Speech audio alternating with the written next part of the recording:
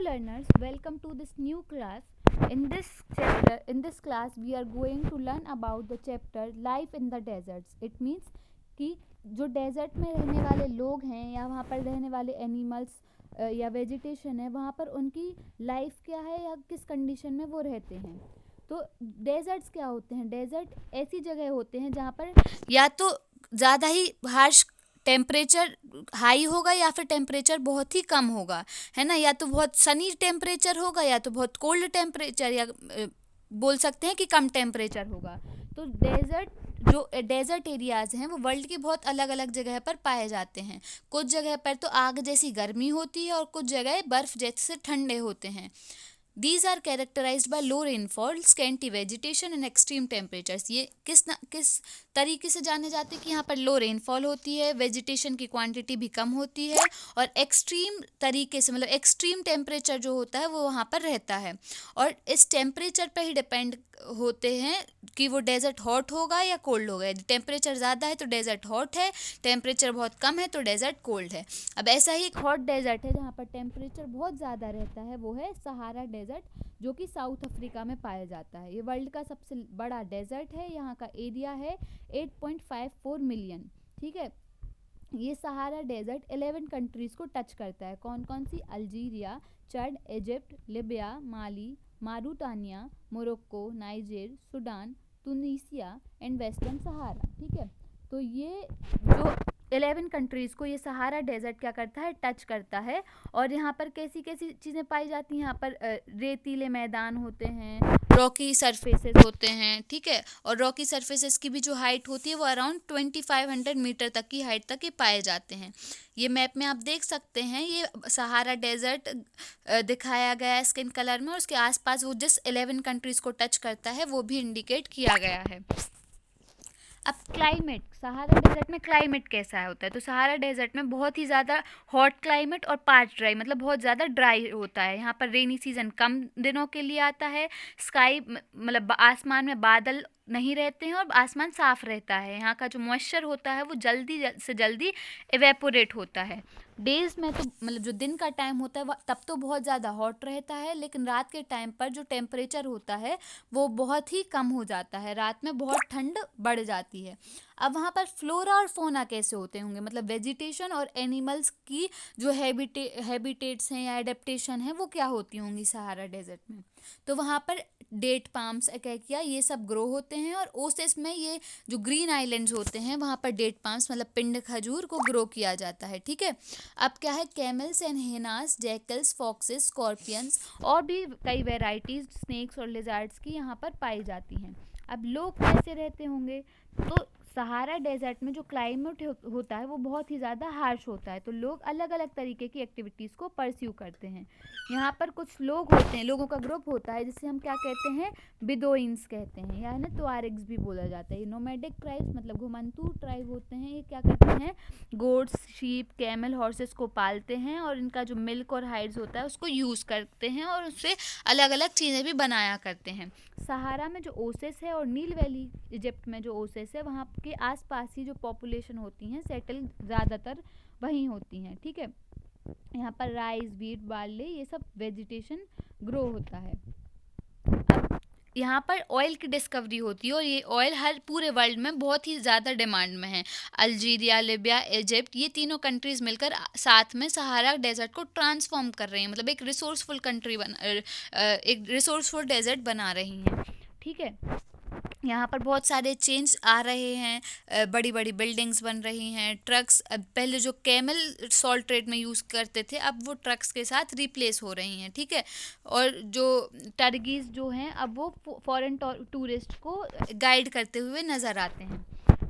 अब है cold desert. Cold desert मतलब लद्दाख, जैसे सहारा डेजर्ट एक हॉट डेजर्ट है वैसे ही लद्दाख एक कोल्ड डेजर्ट है।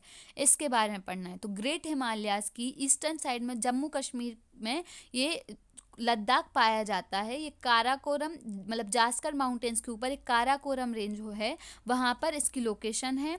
इसके आसपास लद्दाख से निकलती हुई इंडस नदी जो बहुत फेमस है और बहुत इम्पोर्टेंट भी है वो फ़्लो करती है, और फ्लो करते हुए लद्दाख में बहुत डीप वैलीज गॉर्जेस का फॉर्मेशन करती है और क्या करती है? एक बहुत ही फेमस ग्लेशियर को फॉर्म करती है जिसका नाम है गंगरी ग्लेशियर। और यहाँ का एल्टीट्यूड वेरी करता है कारगिल से और काराकोरम रेंजेस से।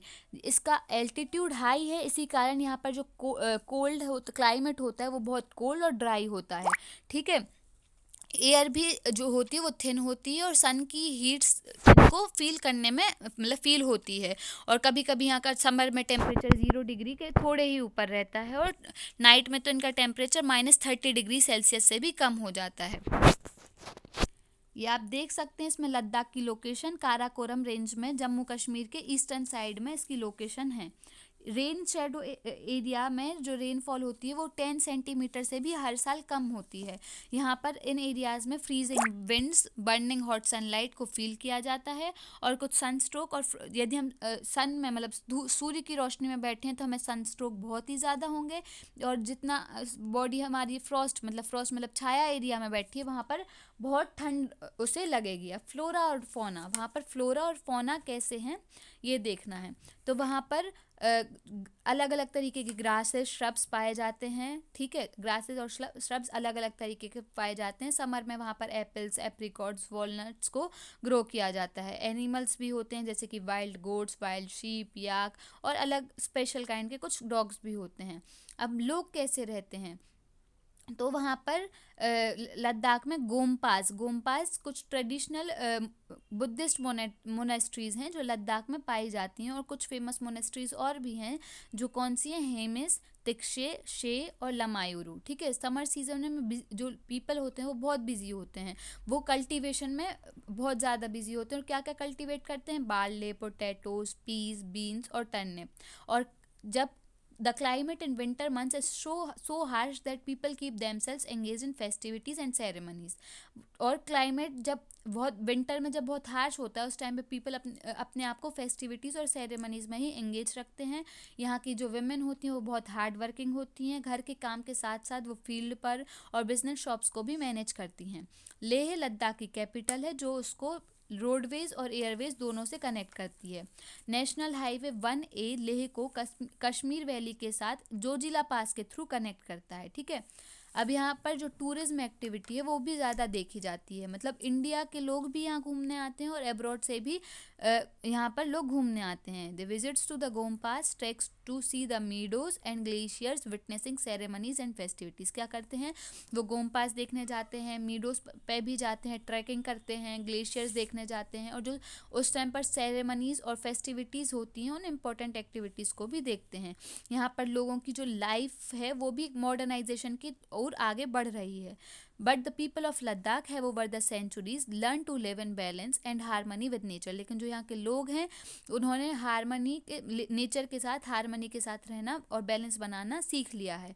यहाँ पर उनके पास रिसोर्सेज की स्कार्सिटी कमी होती है जैसे कि वाटर, फ्यूल की, but they are used with reverence and care. लेकिन वो इन चीज़ों को, इन रिसोर्सेज को बहुत केयर के साथ यूज़ करते हैं, उनको बिल्कुल भी वेस्ट या डिस्कार्ड नहीं करते हैं। अब यहाँ पर डू यू नो के बॉक्स में लिखा हुआ है Manali Leh highway crosses 4 passes. जो मनाली लेह हाईवे है वो 4 पासेस को क्रॉस करता है, रोहतांगला, बारालाचाला, लुंगालाचला एंड तंगलांगला। ये 4 पासेस हैं, इनको मनाली लेह हाईवे पास करता है। The highway opens only between July and September when snow is cleared from the road. और ये हाईवे सिर्फ जुलाई और सितंबर में ही खुलता है जब ये स्नो उस रोड के रास्ते से क्लियर हो चुकी हो। ठीक है, तो आई होप कि आपको ये चैप्टर समझ आया होगा। Thank you for listening this video. Till then, revise up to here. Thank you.